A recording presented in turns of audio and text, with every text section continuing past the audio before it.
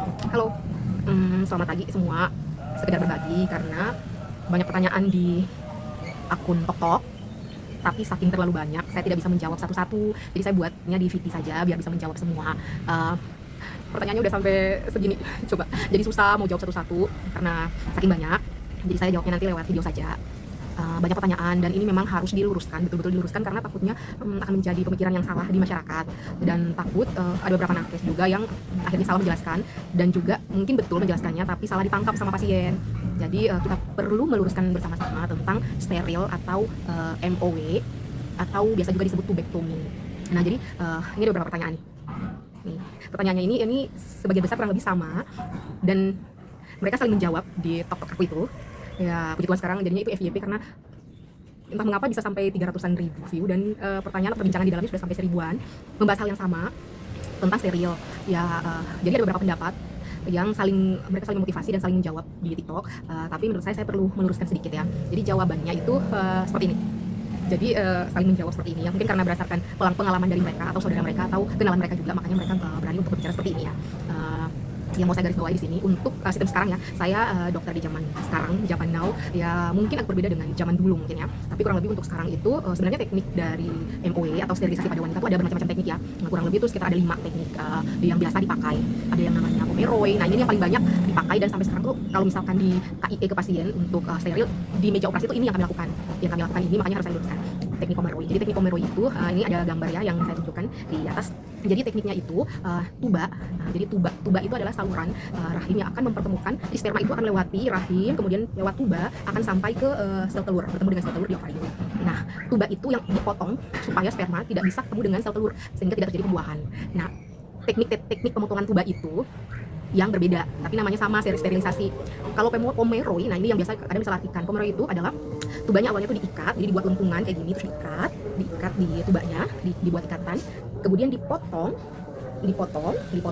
jadi lepas tuh, ini kan udah diikat, dibuat lentungan, lepas tubanya nggak nyatu lagi, kemudian dipotong, kemudian di kauter tuh kayak dibakar di ujung-ujung yang udah dipotong sehingga harapannya tidak bertemu lagi ujung tuba yang satu dan ujung tuba yang lain. Nah ini yang sekarang paling banyak kami lakukan, mungkin ya sekitar 80-90% menggunakan teknik ini kalau sterilisasi. Jadi diikat dan dipotong, tidak ada yang sterilisasi diikat saja atau sterilisasi yang dipotong saja, tidak ya teman-teman. Jadi sterilisasi itu ikat dan potong itu satu keseluruhan. Jadi teknik sterilisasi itu ya diikat, dipotong. Nah itu jadi kadang masih berseliweran di masyarakat kalau steril itu bisa dua, kalau mau hamil lagi tinggal minta steril yang diikat, kalau tidak mau hamil lagi tinggal minta steril yang dipotong. Enggak ya, tidak. Jadi memang itu satu, dalam prosesnya itu satu, diikat, dipotong, kemudian di kauter atau dibakar kalau yang Pomeroy ya, sehingga tidak nyambung lagi tubanya. Kita kan berharapnya tidak hamil lagi kan, berharapnya tubanya lepas, jadi nggak mungkin diikat aja, harus dipotong itu.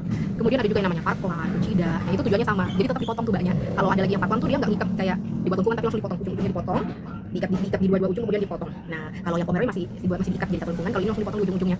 Kemudian ada juga yang pakai clip atau flip, jadi kayak apa ya, kayak hektar gitu, terus langsung nih tubanya ini langsung jadi di flip di tengah-tengahnya ada gitu, tapi biasanya itu nggak pakai, itu bahannya dari titanium dan silikon. Jadi tubanya segini langsung di tengahnya di flip gitu, dipasang clip di tengahnya, jadi tubanya tidak akan nyatu. Nah itu ya teman-teman. Jadi takutnya yang beredar di luar, oh dokter saya tuh sterilnya steril diikat makanya saya masih bisa hamil, teman saya sterilnya dipotong makanya dia nggak bisa hamil. Bukan. Jadi kita dokter tuh hanya berusaha ya, tapi semuanya itu tetap di atas Tuhan, tetap Allah yang menentukan. Jadi kalaupun sudah steril tapi masih hamil, itu adalah pemberian rezeki mujizat dari Tuhan. Jadi bukan karena dia diikat jadi dia bisa hamil lagi, bukan. Itu sebagian terjadi karena kalau secara teori, jadi misalkan Pomeroy itu kebanyakan tuh pada yang Pomeroy ketika sudah dibakar, dipotong, ternyata karena kuasa Tuhan ya, ada kanalisasi namanya, jadi rekanalisasi, jadi kayak terowongan itu yang sudah dibakar itu, tubanya itu ada terowongan di dalam, jadinya buat lubang nyatu, tubanya yang satu dengan yang sebelah dan sebelah itu kembali nyatu, kemudian ada lubang di tengahnya mereka, kemudian sperma itu bisa lewat lubang itu kayak terowongan itu terus sampai ke ovum atau sel telur sehingga terjadi embrio. Nah itu tuh kejadiannya tuh nggak banyak, jadi bukan semua yang steril itu akan steril, itu tidak, mungkin 1 di antara 1000 kayak gitu. Jadi itu adalah kuasa dari di atas, kita tidak bisa bilang itu tidak ada atau tidak, setelah steril tidak akan hamil, enggak. Tapi memang steril angka keberhasilannya bisa sampai 99%, jadi kemungkinannya mah memang tidak hamil, dan itu akan kami KII atau kami informasikan di awal sebelum dilakukan steril ya. Kemudian ada juga pertanyaan, memang syarat-syaratnya steril itu apa? Syarat steril secara umum itu yang pertama adalah cukup umur, biasanya tuh di atas 35 tahun kami prioritaskan, anaknya sudah lebih sama dengan 2 misalkan. Kemudian suami istri itu berkomitmen secara sukarela tanpa paksaan, secara senang kalau mereka tuh mau steril cukup dengan anak 2. Oke. Kemudian jarak anak, bisa kami peruntukkan jarak anak kedua itu adalah 5 tahun. Kalau misalkan ini bukan steril yang bersamaan dengan operasi sesar ya. Kalau misalnya mau steril interval namanya, terus setelah sesar, terus setelah nanti kan seminimal mungkin jaraknya sisanya anak kedua itu jaraknya 5 tahun dari dia mau steril. Supaya apa? Yang kita takutkan adalah ada ada yang kita tidak mengharapkan ya, tapi bisa aja ada yang satu anak yang meninggal. Jadi ya kalau misalkan kita lihat 5 tahun kan itu anak sudah survive ya, di atas 5 tahun anak udah survive selain dari atas atau kecelakaan atau yang lain-lain. Kami anggap anak-anak di atas 5 tahun itu udah survive, imunnya udah bagus, jadi ya sudah dia bisa berjalan bertumbuh berkembang sebagai anak biasa dan dia bisa memang sterilisasi. Tapi kalau di bawah itu takutnya masih bisa kena sakit, imunnya turun, jadi tidak kami sarankan dulu. Tapi ada juga yang berkonsultasi kayak misalkan 28 tahun, 25 tahun, anaknya sudah 4, sudah 5, kemudian bekas SC-nya 3 kali, ya itu merupakan salah satu indikasi untuk MOI atau sterilisasi.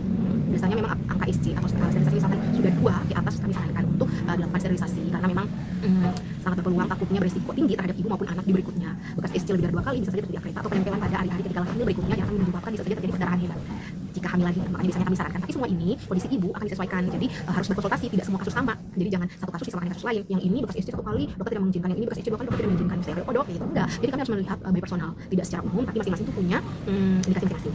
Kemudian ada juga yang bertanya seperti ini, dok apa bisa pakai BPJS atau tidak? Nah ini sebenarnya saya tidak punya kapasitas untuk menjawabnya ini ya, tapi saya mau berbagi pengalaman saja. Kalau di rumah sakit saya ya, jadi di rumah sakit tempat saya belajar itu, kalau misalkan bersamaan dengan SC, jadi sterilnya itu pasti lagi SC, terus pasiennya bilang sekalian steril dok, nah itu berarti tidak ada pungut biaya luar ya, jadi sudah ditanggung BPJS. Kalau memang untuk pasiennya ini memang pasien BPJS, maka akan ditanggung sama BPJS, jadi sekalian steril. Nah yang masalah adalah mau steril di luar SC atau di luar salinan operasi gitu, jadi sterilnya sudah misalkan sudah lama mungkin kelahirannya baru mau steril. Nah itu setahu saya kalau di rumah saya itu tidak ditanggung BPJS ya, nanti bisa dibicarakan oleh yang lain mungkin yang ditanggung sama BPJS, tapi setahu saya itu tidak ditanggung BPJS, jadi dibayar, tapi bayarnya juga saya tidak tahu pasti, tapi setahu saya tidak mahal ya untuk steril itu, tapi saya tidak tahu pasti berapa ya, soalnya kami tidak mengurus yang admin kayak gitu, tapi ya bayar kalau di luar SC.